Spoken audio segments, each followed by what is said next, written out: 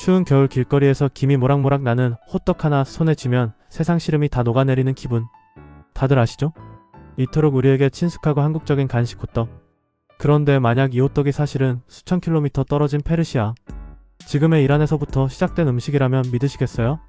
오늘은 우리를 사로잡은 이 달콤한 간식 속에 숨겨진 실크로드를 따라 이어진 수천 년의 거대한 역사를 파헤쳐 보겠습니다. 이야기는 호떡의 이름 바로 호자에서 시작됩니다. 이 호자는 옛 중국에서 북쪽이나 서쪽 지역의 이민족, 즉 오랑캐를 뜻하는 말이었습니다. 낯선 땅에서 온 것들에 이 호자를 붙이는 경우가 많았는데요. 예를 들어 서역에서 온 복숭아라 하여 호도 즉 호두, 서역에서 온 매운 향신료라 하여 호초 즉 후추라고 불렀죠. 그렇다면 호떡은? 맞습니다. 호인 즉 서역 사람들이 먹던 떡이라는 뜻입니다.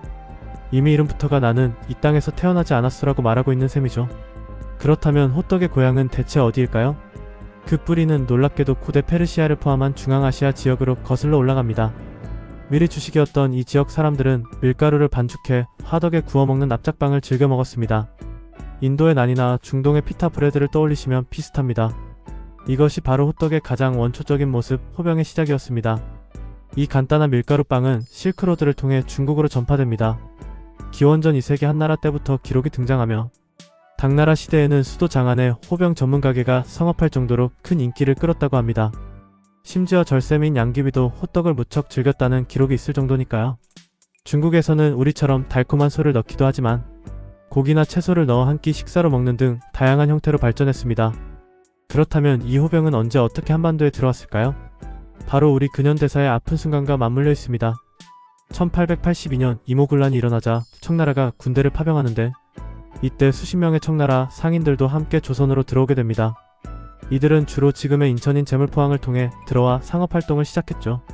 처음에는 군인들을 상대로 장사를 했지만 군대가 철수한 뒤에도 조선에 남게 된 이들은 생계를 위해 자신들에게 익숙한 음식을 만들어 팔기 시작했습니다. 그것이 바로 호떡이었던 겁니다. 자장면이 그랬던 것처럼 호떡 역시 이 땅에 정착한 화교들의 고된 삶과 애환이 담긴 생계형 음식이었던 셈이죠. 하지만 당시 청나라 상인들이 팔던 호떡은 지금 우리가 아는 달콤한 호떡과는 거리가 멀었습니다. 안에는 아무것도 없거나 고기나 채소수가 들어간 형태였죠. 이것이 어떻게 지금의 꿀호떡으로 변신하게 됐을까요? 바로 현지화 전략 덕분이었습니다. 화교 상인들은 고기를 구하기 힘든 조선의 사정과 달콤한 맛을 좋아하는 한국인들의 입맛을 간파하고 기존의 소 대신 구하기 쉬운 흑설탕이나 꿀 조청 등을 넣기 시작했습니다. 이것이 바로 대성공을 거두며 짭짤한 식사빵이었던 호병은 달콤한 간식 K호떡으로 완벽하게 재탄생합니다. 이후 호떡은 한국의 역사를 고스란히 담으며 진화합니다.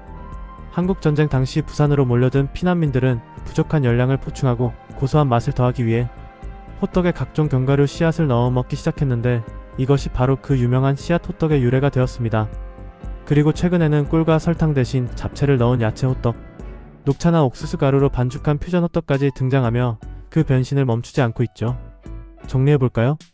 고대 페르시아의 소박한 화덕빵에서 시작된 음식은 실크로드를 건너 중국 대륙의 인기 메뉴 호병이 되었습니다. 그리고 19세기 말 격동의 시대에 한반도로 건너와 한국인의 입맛에 맞게 달콤한 옷을 입었고 전쟁의 아픔 속에서 씨앗을 품으며 지금의 모습으로 우리 곁에 남게 되었습니다. 이제 길에서 호떡을 마주치면 조금은 다르게 보이지 않을까요? 생각은 댓글, 관심은 좋아요와 구독으로 부탁드려요.